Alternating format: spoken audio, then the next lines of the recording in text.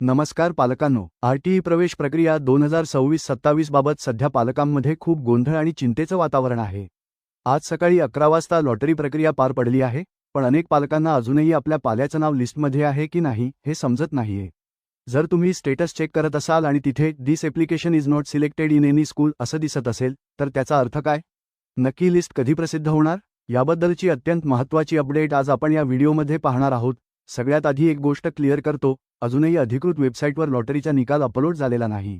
आज जी लॉटरी लागली आहे ती केवळ ऑफिसमध्ये डिक्लेअर झाली आहे. लॉटरी लागली की लगेच 11 वाजता वेबसाईटवर नाव दिसणं शक्य नसतं. ही सर्व माहिती वेबसाईटवर अपलोड करण्यासाठी काही तांत्रिक वेळ लागतो. त्यामुळे जर तुम्हाला सध्या नॉट सिलेक्टेड असा मेसेज दिसत असेल तर घाबरून जाऊ नका. जोपर्यंत पूर्ण डेटा अपडेट होत नाही तोपर्यंत कोणाचं सिलेक्शन तिथे दिसणार नाही.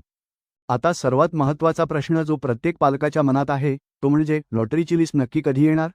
पालकांनो, आज 6 एप्रिल आहे आणि आजच ही लॉटरी प्रक्रिया पार पडली आहे. मिळालेल्या माहितीनुसार ही सर्व माहिती वेबसाईटवर योग्यरित्या अपलोड व्हायला साधारण 1 ते 3 दिवसांचा कालावधी लागू शकतो. त्यामुळे येत्या 9 एप्रिल म्हणजेच गुरुवारपर्यंत किंवा फार तर शुक्रवारपर्यंत निवड यादी आणि प्रतीक्षा यादी या दोन्ही लिस्ट अधिकृत वेबसाईटवर उपलब्ध होतील. ही प्रोसेस पूर्ण होताच पोर्टल अपडेट होईल. तोपर्यंत कृपया घाई करू नका आणि अफवांवर विश्वास ठेवू नका. जशी ही यादी वेबसाईटवर अपडेट होईल तसे तुम्हाला तुमच्या नोंदणीकृत मोबाईल नंबरवर SMS येण्यास सुरुवात होईल. पण लक्षात ठेवा, कधीकधी तांत्रिक कारणामुळे SMS यायला उशीर होऊ शकतो, पण काळजी करू नका. जर तुम्हाला SMS आला नाही तरी जशी काही अपडेट येईल तशी आपल्या चॅनेलवर आणि व्हॉट्सॲप ग्रुपवर मी तुम्हाला तात्काळ कळवेल.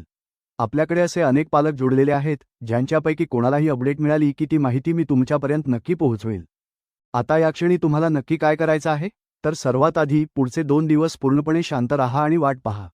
वेबसाईटवर माहिती अपडेट होत आहे, त्यामुळे घाई करू नका. दुसरी महत्त्वाची गोष्ट म्हणजे तुमची सर्व महत्त्वाची कागदपत्रे आताच तयार ठेवा.